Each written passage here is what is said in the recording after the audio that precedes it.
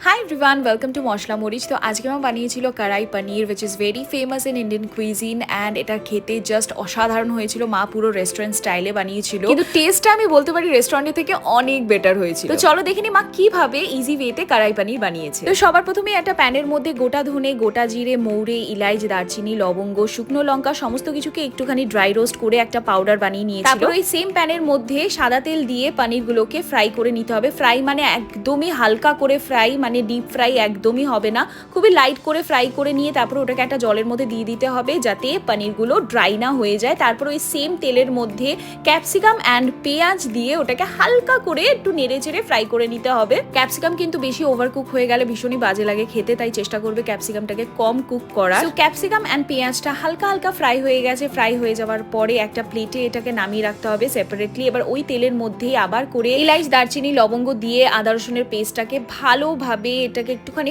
Fry করে নিতে হবে। আঁচড়ায় কিন্তু খুব বেশি জোরে করা যাবে না, মোটামুটি সিম বা মিডিয়াম ফ্লেমের মধ্যে রাখতে হবে, নালে কিন্তু তলায় পুরো লেগে যাবে। এরপরে টমেটোর একটা পেস্ট করা ছিল, সেই টমেটো পেস্টটা দিয়ে দেওয়া হলো। তারপরে লঙ্কা গুঁড়ো, হলুদ গুঁড়ো, নুন আন্দাজ মতন দিয়ে সমস্ত কিছু ভালোভাবে নেড়ে চেড়ে নিতে হবে। ঝালটা কিন্তু তোমরা তোমাদের স্বাদ মতন দেবে। আমরা একটু ঝাল ঝাল খেতে পছন্দ করি, সেই কারণে মা আমাদের জন্য একটু ঝাল ঝাল করে বানিয়েছিল। মশলাটা থেকে দেখো কি সুন্দর তেল ছেড়ে দিয়েছে, আর কালারটাও জাস্ট অসাধারণ হয়েছে। এরপর স্টার্টিং এ যে মশলাটা মা তৈরি করে নিয়েছিল সেটাকে দিয়ে দিল, দিয়ে ভালো করে নেড়ে চেড়ে যে পেঁয়াজ আর ক্যাপসিকামটা ছিল ওটাকেও দিয়ে ভালো করে মিক্স করে পনিরটাকেও কিন্তু এক এক করে দিয়ে দিতে হবে। রান্নাটা শুনলে কিন্তু মনে হয় বিশাল কোনো তামঝামের বা ঝামেলার রান্না, একদমই নয়। খুবই ইজি ভাবে আমার মা বানিয়েছিল, তোমরা দেখতেই পাচ্ছ। আর যারা আমার মতন পনির লাভার তাদের তো অসাধারণ লাগবে খেতে। আমার মা বাড়িতে যেই পনিরের ডিশগুলো বানায় ওফ জাস্ট দারুণ হয় খেতে। পানিটা যে জলের মধ্যে রাখা হয়েছিল সেই জলটাই মা অল্প করে দিয়ে দিয়েছিল, আর দেখতে দেখতে দেখো জলটাও অলমোস্ট কমে এসছে। তারপরে মা কসুরি মেথি আর ধনেপাতা দিয়ে ভালো করে নেড়ে চেড়ে ওপর দিয়ে একটুখানি